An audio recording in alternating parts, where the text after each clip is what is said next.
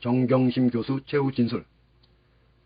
저 자신은 물론 가족 전체가 지옥 같은 세월을 살아온 인연을 생각하면 눈물이 앞을 가리고 가슴이 저려옵니다. 공익인권법센터 세미나 관련 동영상에 나오는 여학생은 딸이 맞습니다. 동영상을 보고 바로 제 딸을 확신했습니다. 어찌 엄마가 딸 얼굴을 못 알아보겠습니까? 딸의 얼굴 일부만 봐도 알 수 있습니다. 영어 강좌를 개설하려는데 보조 인력이 없어서 애태우던 상황에서 마침 귀국한 딸에게 부탁해 도움을 받았습니다. 딸은 영문 기사를 스크랩해주는 등 수업 업무를 보조했고 학생들의 과제를 첨삭해주는 일을 했습니다.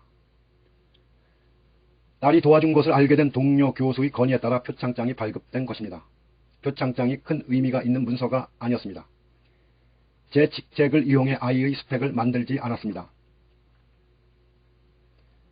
딸이 엄마를 이용한 게 아니라 내가 딸을 이용한 것인데 지금 와서 이런 시련과 고통을 안기게 되니 다시 그때로 돌아갈 수 있다면 하면서 골백 번 후회합니다.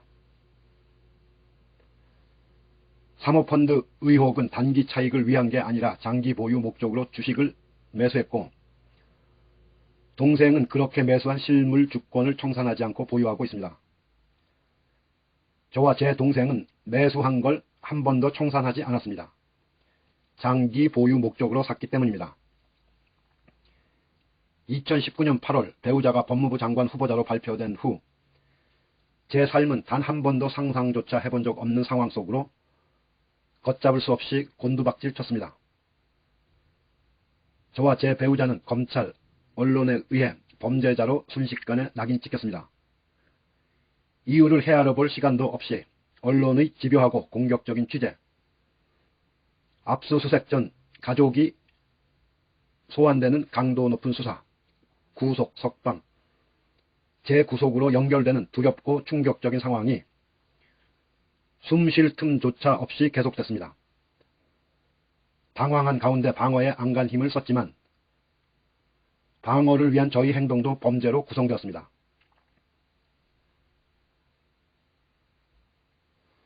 1심 재판 내내 검찰과 일부 언론은 강남 건물주 꿈을 실현하기 위해 가족을 지배하는 여회장을 만들기 위해 노력했습니다. 배우자를 끌어내려 권력비리 국정농단보다 사악하다고 주장했습니다. 체중이 15kg이나 빠지고 수사 과정에서 서너 번 실신하기도 했습니다. 오래전 기억을 끌어올려야 방어가 될 텐데 뇌가 정지된 것 같습니다. 검찰은 PC 압수를 통해 가족 간 사소한 대화, 수많은 정보를 확보했습니다. 제 손에는 항변 위한 자료 하나도 없는 상태였습니다.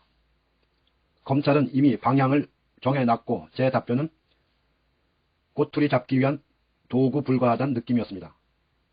두려움과 혼돈 속에서 방어적이고 수동적으로 조사에 응할 수밖에 없었습니다. 성탄절을 앞둔 날 법정 구속돼 구치소 독방에 다시 갇혔고 저와 제 가족에 대한 엄청난 조롱이 쏟아졌습니다. 절망의 늪은 어둡고 깊었지만 어미로서의 책임감, 인간으로서의 자존감, 2심 재판 희망으로 꺾인 의지를 세웠습니다. 제 삶의 가장 소중한 부분이 하루아침에 무너지고 구치소 독방에 앉아있는 낯선 제 자신을 발견하는 중에도 성찰의 시간이 찾아왔습니다.